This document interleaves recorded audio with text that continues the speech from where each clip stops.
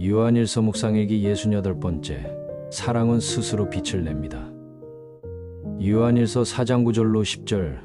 하나님의 사랑이 우리에게 이렇게 드러났으니 곧 하나님이 자기 외아들을 세상에 보내주셔서 우리로 하여금 그로 말미암아 살게 해주신 것입니다. 사랑은 이 사실에 있으니 곧 우리가 하나님을 사랑한 것이 아니라 하나님이 우리를 사랑하셔서 자기 아들을 보내어 우리의 죄를 위하여 화목제물이 되게 하신 것입니다.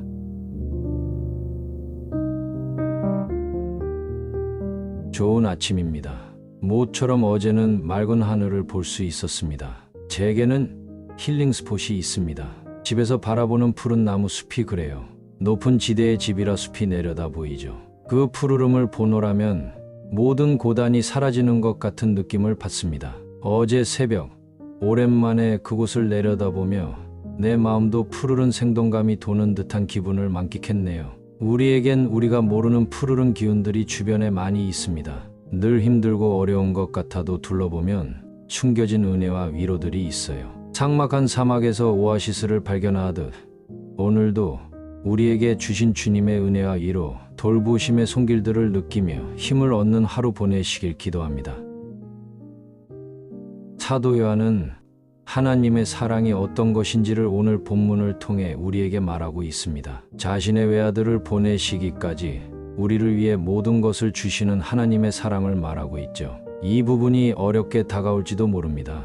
그러나 가장 쉽게 이야기한다면 자신을 주시기까지 한 사랑이라고 표현할 수 있죠. 이는 하나님에게 가장 큰 관심사는 바로 우리라는 것을 알 수 있습니다. 어떤 만물보다도 어떤 법칙보다도 우리에게 모든 초점을 맞추고 계시다는 것입니다. 그러면서 사도 요한은 한 가지 사실을 덧붙이죠. 그것은 그 사랑이 하나님 스스로에 의한 것이라는 사실이죠. 누가 부탁한 것도 누가 빌어서도 아닌 하나님의 자의에 의한 사랑이라는 것입니다. 하나님께서는 자신을 호칭할 때 스스로 있는 자라고 하셨습니다. 이는 누군가에 의해 만들어진 것도 누군가의 하소연에 의한, 그러니까 종교적 제사나 강구에 의한 존재도 아닌 스스로 존재하는 분이라는 뜻이죠. 이 사실이 중요한 이유가 있습니다. 이것이 왜 우리에게 믿음이 필요한지를 설명하고 있기 때문이죠. 하나님은 스스로 모든 결정을 하십니다. 우리가 하나님을 사랑해서 하나님이 우리를 사랑하시는 것도, 우리가 하나님께 요구해서 하나님이 들어주시는 것도 아니죠. 오로지 하나님은 당신의 뜻대로만 움직이십니다. 그렇다면 우리는 무엇을 해야 할까요? 우리는 단지 한 가지만 기억하면 됩니다. 스스로 존재하시고 자신의 뜻대로 일하시는 그분께서 가장 중요하게 생각하고 가장 마음을 다해 초점을 맞추고 있는 것이 바로 우리라는 사실을 아는 거죠. 그것이 우리의 믿음입니다. 우리가 믿는다는 것은 뭐가 잘 되고 뭐가 이루어지고 하는 데 있지 않아요. 우리가 믿는 것은 그분이 가장 중요하고 소중히 여기시며 모든 마음을 다해 관심을 두고 일하시는 그 중심에 우리가 있다는 사실입니다. 그래서 그분이 하시는 모든 일, 나의 생각을 뛰어넘는 나를 위한 일들임을 믿는 거죠. 우리도 마찬가지입니다. 우리에게 사랑은 누군가가 나를 사랑해서 하는 게 아니에요. 이미 우리의 감정은 삶의 결과가 아니라 시작이라고 우리가 묵상했잖아요. 사랑도 그렇습니다. 누군가에 의해 사랑이 되고 안 되고 하지 않는다는 거죠. 우리가 닮은 하나님의 형상은 바로 스스로 존재하는 하나님의 영성인데요. 그 영성이 바로 우리가 세워야 하는 감정입니다. 사도 바울은 그것을 성령의 열매라고 했죠. 사랑과 기쁨, 화평과 인내, 친절과 선함, 신실과 온유와 절제, 이것은 다 스스로 있는 우리의 감정입니다. 어떤 조건 때문에 있는 것도 아니고 어떤 요구나 필요에 의해 사용되는 감정도 아닙니다. 이는 그저 그 자체로 존재하는 감정들이죠. 그때 그 역사하는 힘이 있는 것입니다. 말이 좀 어려운가요? 쉽게 말하면 이렇습니다. 누가 사랑해서 내가 사랑하는 것이 아닙니다. 누군가 기쁨을 주었다고 감사가 존재하는 것이 아니죠. 좋은 상대를 만나서 평화로운 것도 아닙니다. 오로지 우리의 감정은 그 자체로 존재하는 거예요. 그래서 기뻐할 수 없을 때도 스스로 기뻐하고, 누군가 나를 사랑해서가 아니라 내 안의 기쁨으로 사랑하며 원수들이 판을 쳐도 내 안의 평안을 지킬 수 있는 것이죠. 이때 우리에게 하나님의 권세가 임하고 그분의 형상이 발휘되는 것입니다. 그때 작은 나를 통해 큰 일을 하시는 하나님을 보게 되는 것이죠. 그때 나의 감정은 세상을 바꾸는 큰 능력이 되죠. 사랑은 남 좋으라고 하는 것이 아닙니다. 내가 좋아서 하는 거예요. 그래서 남들의 반응과는 상관이 없습니다.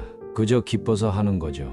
그렇게 스스로 존재하는 나의 감정만이 우리가 알 수 없는 큰 능력을 발휘합니다. 그것이 하나님의 형상으로 작동하는 것이기 때문이죠. 그러니 그저 나를 위해 좋은 감정을 가지세요. 나를 위해 좋은 기분을 가지세요. 너무 남 눈치 보지 마세요. 내가 눈치 보고 남 걱정한다고 좋아지는 것은 하나도 없습니다. 그저 좋은 감정을 유지할 수만 있으면 됩니다. 첨언인데요. 내용이 당혹스러우실 수 있지만 끝까지 들어주시면 좋겠습니다. 가끔 자기 좋자고 남들을 고생시키는 짓을 하는 사람들이 있다고, 그렇게 살면 안 되지 않느냐 하는 분들 계시더라고요. 자기 좋으면 괜찮은 것 아닌가요?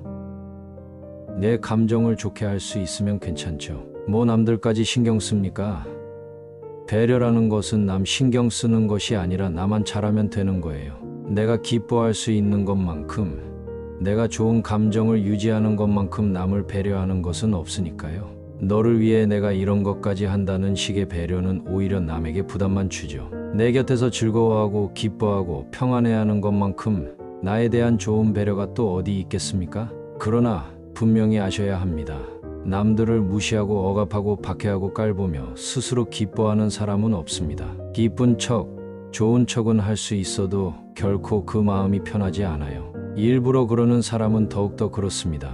그게 성격이라서 자기만 좋은 사람들이 스스로 모를 것 같죠? 아닙니다. 자신도 알아요. 결코 그런 자신을 기뻐하지 않습니다. 그 마음은 늘 불안해요. 그래서 그런 겁니다. 진짜 믿으셔야 합니다. 내가 기쁘다면 그것은 주위 모든 사람들에게도 기쁨이 되는 것입니다. 내가 진짜 좋아한다면 그 감정은 다른 사람들도 평안하게 만듭니다. 이게 원칙이에요.